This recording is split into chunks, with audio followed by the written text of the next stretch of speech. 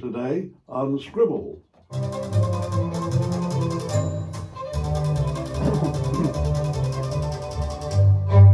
You have a brand new book out, Donald. Yes, sir. That's just what, about a month ago? Yeah, it's been about a month. It actually um, landed on my doorstep on my birthday. So August 7th, I became a published author. Oh, congratulations. Well, that's worth a celebration. It Yeah, is. that was a big celebration for my 34th birthday. Oh, congratulations. But you know, your book is your history. Tell us how this happened. Well, the whole story is 3 years ago, I was released from federal prison after doing 8 years. And I got released to a city where I didn't know a soul. So that during that time, I actually studied while I was in prison, and when I got out, I got into real estate. So that's the journey. That was the beginning of it, and after then, I just kept going. It all started with the stock market and investing, but real estate is very important because if you don't own anything, you can't pass anything to your kids. So that's why I'm pushing for real estate as opposed to any other investments because we need to have tangible investments that we can pass on. Your experience in prison is, you know, something people would be curious about. The idea of being locked up and having your freedom curtailed. What was that like? Well, it was devastating. And the reason why is because my dad, my grandpa, my auntie, we all been in federal prison. So it was Wow. like a life story for me. Like that was like almost destined to happen because it was a cycle that I was going through. So while I was in prison, my son actually visited me at the same exact prison I visited my dad at. And that just like broke my heart. I went back to my cell and I won't lie, I cried. Yeah. So that right there made me wake up. I had to do something different or things wouldn't change. So when I got back to my cell, I started educating myself. I put down all of the James Patterson, all of the urban novels, and I educated myself on the things that would actually make a difference. So when I did that, it just like changed everything. When you start reading, you get a new enlightenment. So that's what happened. So the rest of that time, the rest of those 6 years, I educated myself, and now I'm implementing what I learned. I'm so struck by how much family drove this and your own kids and your own sense that this seems to be becoming a family history and I don't want it. Yeah. I don't want that for my kids. And it's really moving to me that you would take that experience and just say, I'm gonna make something to leave to my kids that's different from this. And Mm-hmm. it's just the idea that you can make change and that you are going to do it. Mm-hmm. Yeah, that's what prompted you to write? Well, actually, when I was released from prison, I got into real estate, and it was all good. Like everything was going good, and one night I celebrated, and that celebration led me back to jail. So I caught a DUI. Like it's a crazy story, but I caught a DUI, and I actually had to go back to jail. Oh. But it was like that was the wake up call. Like I gotta really change. Like I changed. I learned some stuff when I was in prison, but when I got out, it was like I didn't want it as bad. So that 30 day, I did 30 days in jail for a DUI, and during that time, I sat down and I did something positive with my time, and I wrote a book. It wasn't meant to be a book. It was meant to be a course that I can teach to people. Like make a course and sell the course. But it turns out like I wanted I wanted to be affordable for the course. So everything in the course that I'm offering is in this book. So that's how the book came about. I had no intentions on doing it, but it just happened. Well, that's interesting. You wanted to pass on information to people to try to keep them in the right path. Is that it? Yeah, yeah. And have you taught courses? I go down to the juvenile center and I teach those kids that's in trouble. I teach them financial literacy because nobody gave us this financial literacy. And that's why we don't have nothing. That's why we keep doing the things we do, because we're not educated enough. So the course I teach is just basic financial literacy, and I teach it to a bunch of 12-year-olds. Yeah. So if a bunch of 12-year-olds can pick up on this, then I'm 100% sure anybody can. You say you go to prisons to teach? Well, right now, that's the goal. That's the mission of this book. I want this book in every prison in America. But right now, it's just in the juvenile centers. Like, I got a 12-year-old son. He's 13 now. I got a 13-year-old son. And when I go down to this juvenile center, I look at these kids and they remind me of my son. So I wanted to start there. I wanted to be proactive instead of reactive. I want to reach them before they get into the trouble and go to prison. You know, teach them this stuff first, and then maybe they can have a different outcome. Can you give us some idea of your book? Can you read a little bit from it? Sure. Yeah, and tell the title and how people can get their hands on it. Okay. From Prison to Properties. That's the name of my book. It's on Amazon. I've been doing a lot of promotion on Facebook. So if you contact me, Donald Hinton, on Facebook, I can get you a copy. It'll probably be a little bit cheaper than Amazon. So in my book, I go over financial education. So it's assets, liabilities, income, appreciation. I go over credit. I tell people about the credit score, just the basics of it. All of this is just the basics to get you a basic understanding of what's needed to get into real estate. I go over the property types. I go over inflation and debt, how people can understand it and get ahead of it. Those is big things that we wasn't taught in school. So I cover that in my book. I'll read a little bit of it, and the part I want to read is the conclusion, and the conclusion just sums it up basically. So it goes like this: first and foremost, what's important is understanding how to make financial decisions. Many of us are so willing for our careers to take off that we make poor financial judgments, resulting in a loss. Therefore, it's extremely important to know how to manage your money. If you're an investor looking to streamline a good income, it's essential to have a good credit score. The more accounts you possess, the more creditworthy you will become.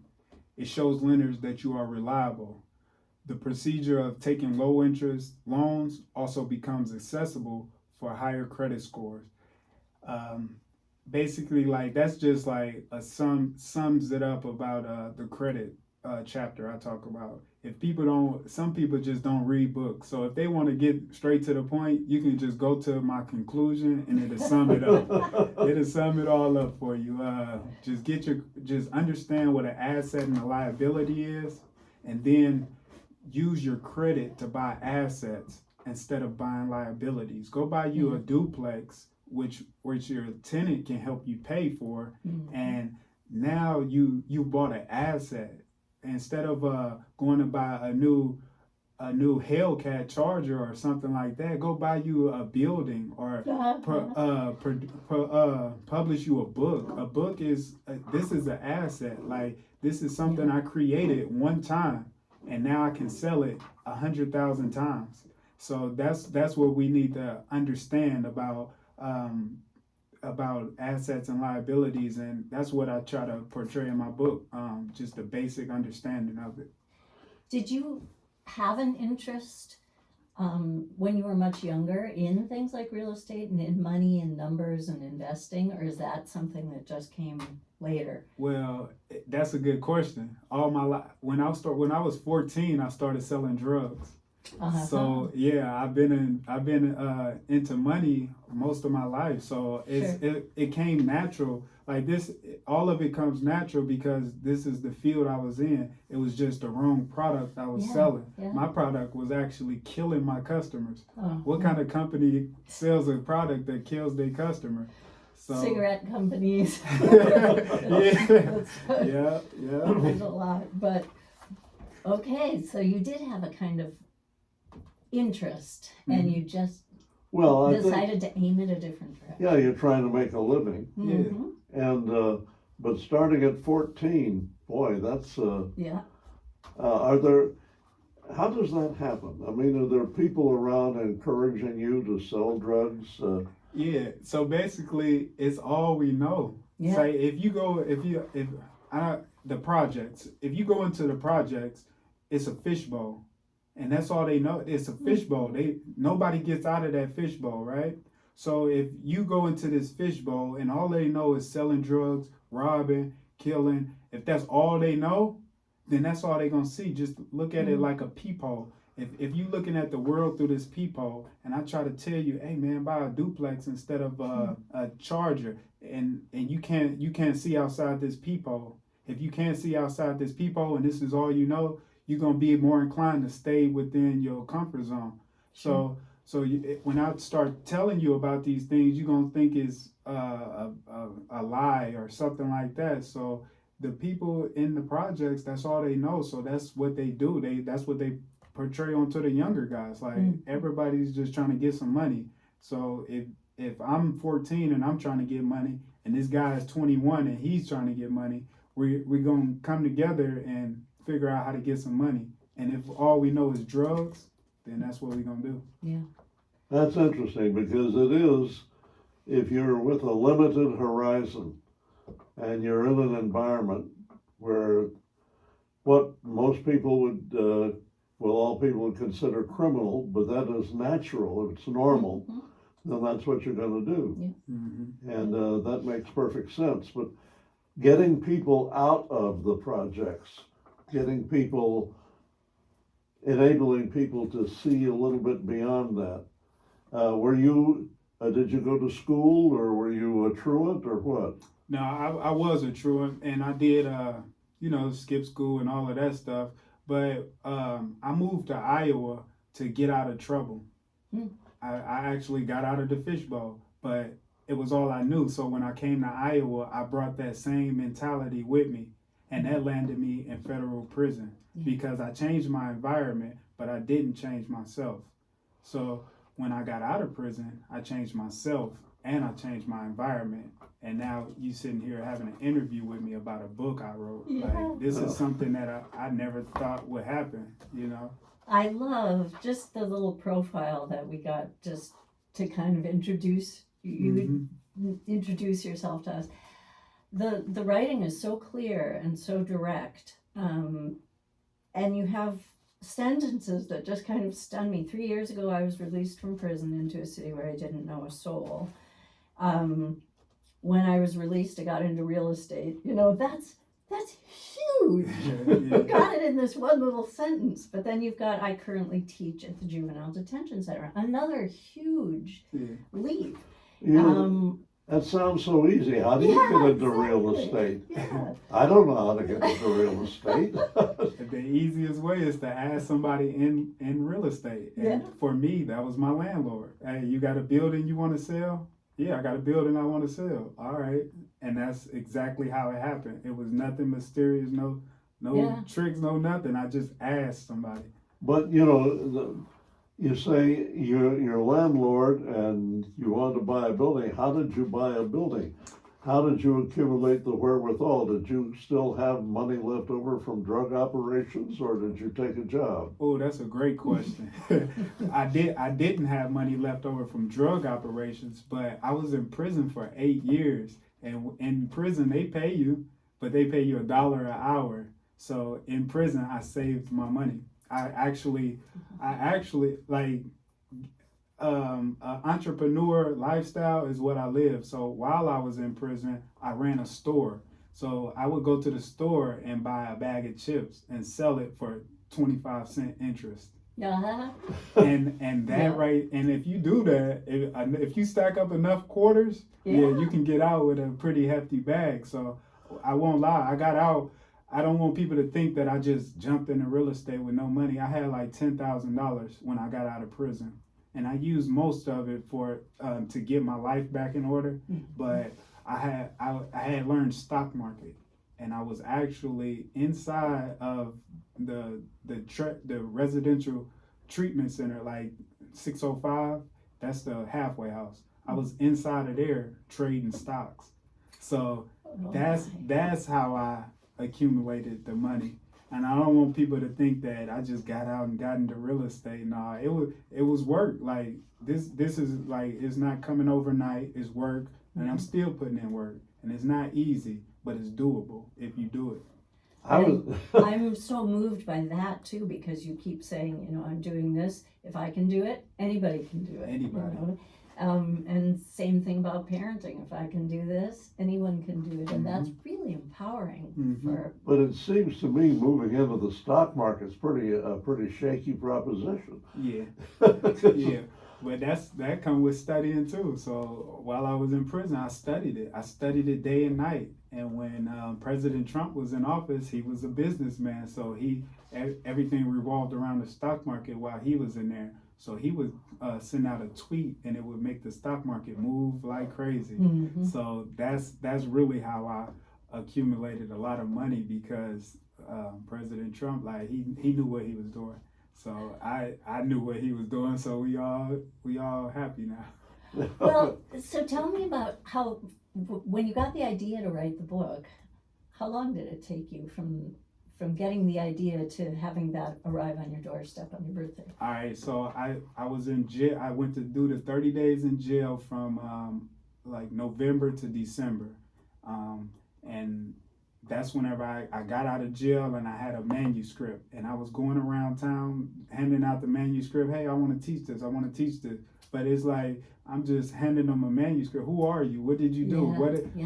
So I repackaged it. I repackaged it in the form of a book. So from December to August 7th is how long it took me to take a manuscript and publish it into a book. How do you do a manuscript in prison, though? Do you write? Is it all handwritten? Do you have a means of a typewriter, computer, something like that? Well, in prison, it's all handwritten. Yeah. But this was in jail. This was after I got out of prison. I had no intentions on writing a book. I got out of prison 3 years ago, and I was living life for the 2 years. And then after 2 years, I caught a DUI, and then went and did the 30 days in jail.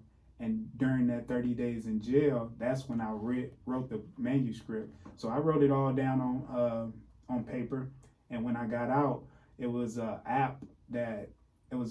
voice recording app that transcribed it into words. So I just I just spoke everything into a app, put it on paper, and sent it off to a publisher. They helped me get the meat in there, and Boy, I wish I should do that. Well, you should, it's wonderful. So you had someone helping organize and edit and I didn't know nothing about that, so I just hired help. Yeah. Hired somebody I knew who knew how to do it. Oh, it's just so fantastic. Well, it's amazing, you know, that my son gave me what was the app? I think it was called the Dragon. It was an app that you put into the machine, and you could speak into your computer, and it would print it out. But I never did that.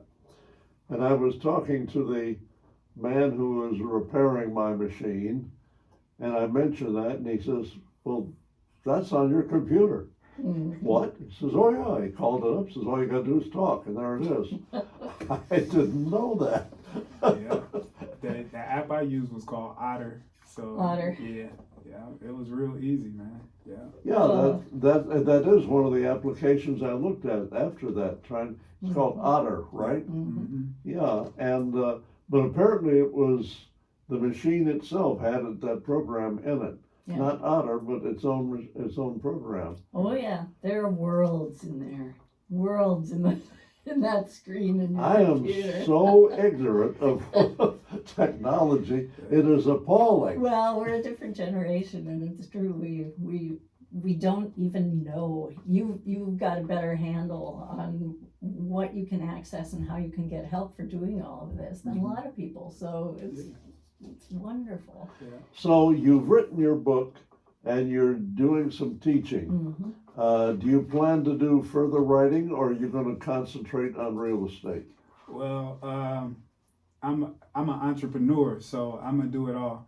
Like I'm just not gonna stop. So yeah, I'm gonna keep getting properties. I'm gonna keep teaching. I want the target audience I'm trying to teach is the prison population. Yeah. That's my target audience. So if I teach, that's where I want it to be at. Maybe I can do colleges or something like that, but the prisons is who need it. Like Yeah. they don't know nothing else. Like so that's who I want to help. But being a property owner is tough because you're responsible for the property, and that means you're going to have some skills in repairing and so on, or have the wherewithal to hire it done. Mm-hmm. Because you got to keep up the property so it's worth something. Yes, sir. Well, he's got Yeah. the moxie for it. It's clear. It's Yeah. wonderful. Yeah, and you do need help. So I probably hire a property management company to start helping me when I expand. But right now I only have 3 properties, so that's enough for just me. Boy, you got a lot on your plate, Donald, I must say. Well, and you're single parenting too? Yeah, I was a single parent through all of this. My son just went back with his mom for this school year, Okay. but he'll be back. So it's giving me time to actually stop stressing. Yeah, it's a lot of work, He's isn't it? 13, so it's a lot of stress doing all of this and being a single parent. Yeah, it's a Yeah. lot of work. Well, Oh, but think of the example you're setting, which is worth everything. You Mhm. know, that's just, yeah, it's Yeah. hard in a day to sort of look at what you've done and what that's going to matter, how that will matter, what it will mean. Yeah. Yeah. But it's everything. Hmm. I heard about you through Project Now. Have you done work through them? Well, through Project Now, me and the Reverend Dwight Ford had met at a Black Author Summit 2 weeks ago, and while I was there, I handed out my business card, and a lady from Project Now advised me, told me about you, and wanted to do interviews with authors. So next week is a luncheon with Project Now, and that's when we'll sit down and see what I can bring to the table over there. Cause I'm in Davenport, I'm not over here, but I'm everybody needs this information, so Yeah. I'm gonna come over here very soon. Well, we have bridges, so you can get over it. Well, that's impressive. It's but you know, there's a certain level at which or a certain point at which you might level off. You're not just going to keep on accumulating property, are you? Yes, I'm not gonna stop, and I'm not gonna stop being an entrepreneur. You asked me about another book. Yeah, I think I want to teach the stock market next. So that was when I wrote this, it was actually this and stock market, but I didn't want to give too much information and overwhelm people. So Yeah. it'll be another book coming, and then Right. other things. The key question is in owning property. You don't want to be a slumlord. You want to have property that is, that's respectable and safe and so on. And so the more you acquire, the greater the temptation is to let that property slide. That's something you can't afford to do, is it? No, you can't. If you let things go, then nature tends to take over. So no, you got to stay on top of those. But with the way that I plan on doing it is just through a property management company, having somebody else manage it. So everything that I want to do is will be like contracted out. Like I want to be able to sit on the beach, but still be able to collect and have other people working on everything. Like I don't want to have to walk door to door trying to sell my book. So I'm a partner with people and have them sell it or partner with people and have them get money from the real estate. Just it's all about partnerships. And you've done the hard work. You've done the walking door to door, and so you know what you're talking about, and that's. Yeah, you're a salesman still. You're not selling drugs, but you're still a Of salesman. course, It's a yeah, different product, yeah, one that actually helped my community. yes. Yeah. Well, that is really something. But have you gone beyond just the conversation with the project now? You're going to have this lunch. Do you have something in mind that you can do in association with them?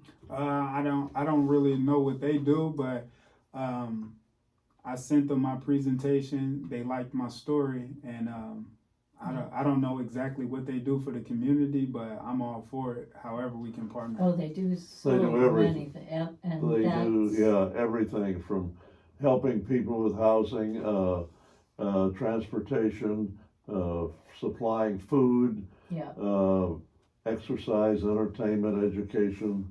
yeah, I mean, all they're- ages, the Yeah. elderly, kids. It is a broad agency with a very broad reach. Okay. And the idea is, of course, to help people gain sustainable lives. Yeah.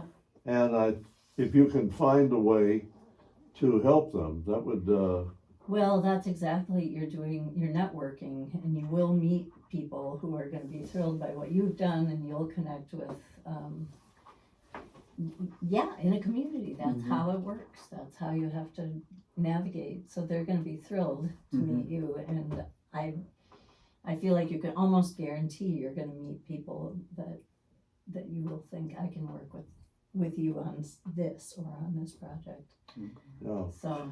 Well, Donald, I certainly commend you. It's, that's a powerful story to have this heritage, in a sense, of prison and falling into it and then suddenly freeing yourself. That's a rather inspirational thought. And the fact that you're able to move forward with it and have made such good progress is heartening. Yeah. I wish you all the best, and I hope everything goes well. And if people want to reach him with ideas or questions, or what would be the best way? Just contact me on social media. My Okay. name is Donald Hinton on Facebook, Donald Hinton 1 on Instagram, and From Prison to Properties on TikTok. Okay, thank you very much. Donald Hinton has been our guest today, and we appreciate your presence, and we appreciate our listeners too. We hope that you will be back with us for the next edition of Scribble.